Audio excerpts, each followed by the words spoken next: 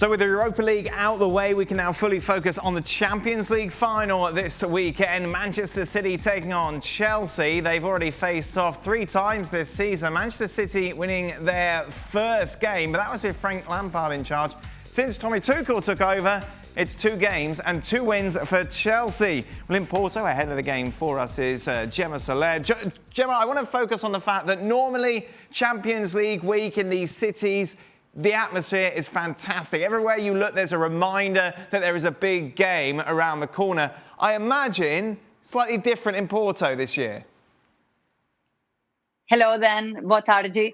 Yes, it's slightly different, but it's better than what we had last year in Lisbon with absolutely no public, any supporter in the stands. We will be having about 18,000 fans, 6,000 of each team, Man City and Chelsea. So it will be something similar to a final, the 33% of the capacity.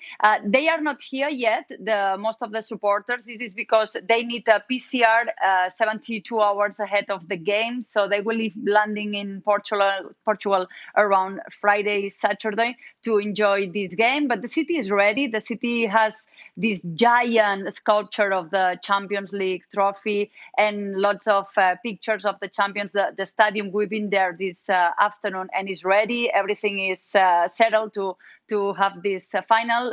We need to take into account as well that it's been a last-minute decision. This final, it has to be played in Turkey, and 3 weeks ago, they decided to move it here. Now, of course, the reason Portugal has been chosen in particular is it is one of the green lights countries that the UK has named over the last few weeks. So I'm wondering, are we going to see a lot of fans maybe who don't have tickets come over, or is there protocol in place to make sure that this doesn't happen? No, I don't think so. And I tell you why.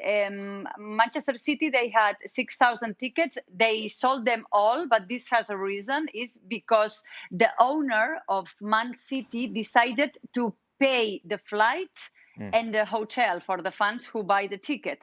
Chelsea has returned 800 of these 6,000 tickets because for some fans it's too expensive to buy the flight. The hotels here is not a big city, are really expensive. And plus you have to do at least and maybe 2 PCRs, which is about $100. So I don't think we will be having a lot of English tourists coming here without a ticket, because there will be no fan fest, there will be no big screen to follow the game. So maybe some Englishmen, some supporters who live in Portugal will drive here, but we will not be seeing that picture we see in all the finals of thousands and thousands of supporters with no ticket, but coming to Porto to support their teams.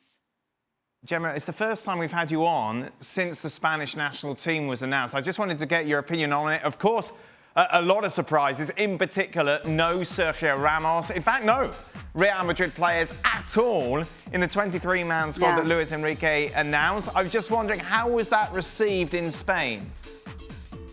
Well, all the headlines were about Ramos. I think it's quite logical because he hasn't been fit, he hasn't been playing well in his team.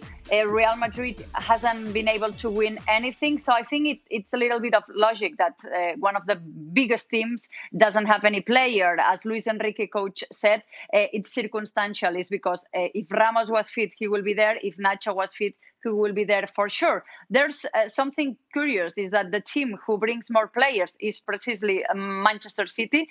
So it's strange that I think it reflects that nowadays the Spanish giants are not in their best moment in history, Barcelona and Real Madrid. Yeah, it's interesting you mentioned Manchester City. One player in particular, of course, for the first time being called up is Laporte, because before that he was for the French national team. They've turned their back on him. He is obviously now dedicating himself to Spain. How has that been received?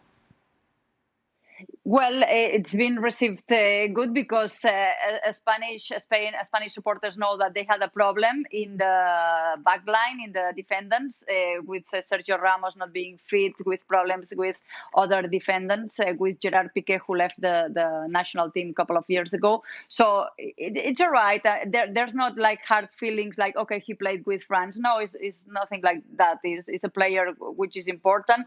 And also Coach Luis Enrique said that probably probably, even if Sergio Ramos was fit, he would probably called him. There was the negotiations during more than a year for this to happen.